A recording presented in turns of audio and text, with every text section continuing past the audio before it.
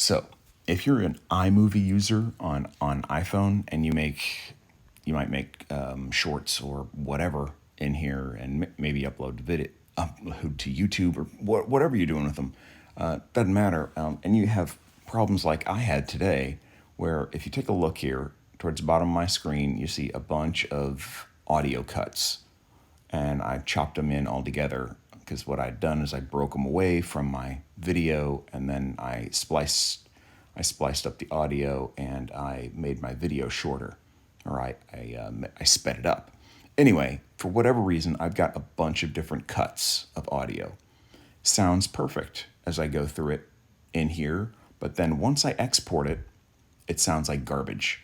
It overlaps audio. It just completely doesn't even play some of the audio, and it's pretty bad. I thought I was going to have to start the whole thing over. But what I realized was if I could screen record while I'm in here, then I could just capture my audio and then save it through a screen recorder, and then use that audio strip and replace all this audio that's not coming out right. So what I did was, if you're on the iPhone, you go to the top right of the screen, you swipe down, and if you scroll down here, you'll see a red dot. That's because I'm actually recording the screen right now. But yeah, it's normally white, but whatever. If I long hold that or long press it, I get the options. It'll have a check mark by one of these, but it doesn't matter what the check mark is by because it's on whatever you're recording, because it's just looking at the screen. So don't worry about that.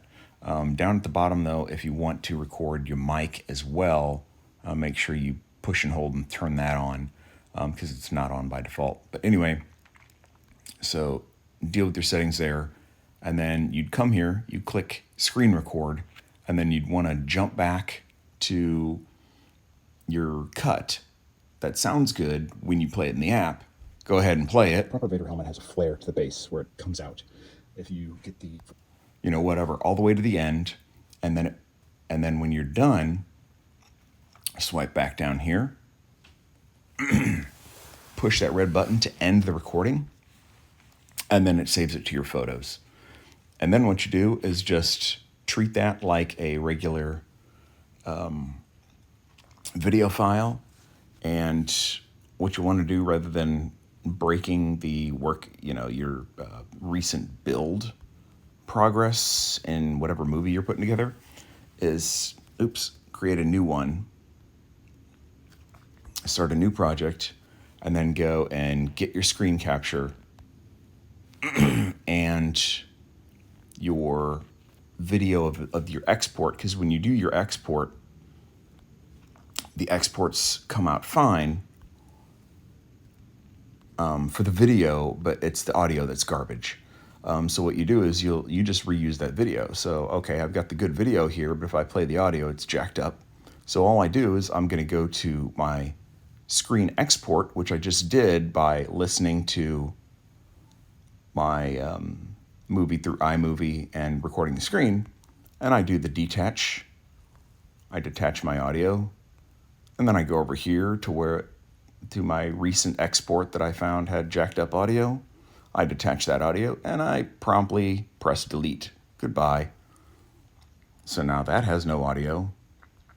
So I take this new audio and I drag it over here. I delete this screen capture because I don't need that. And now I adjust my audio appropriately, and it should match up just fine. So yeah, so there we go. I'm just kind of squeezing it so it's a little shorter. But now that's how you get your quality audio that you actually hear from within this application in a solid MP3 or a solid audio stream, so it doesn't misinterpret it and jack it up on export. So now it'll export great, and that's your solution and your workaround, so you don't have to start over. I hope that helped. Yeah, give it a like, subscribe, take care, I'm out.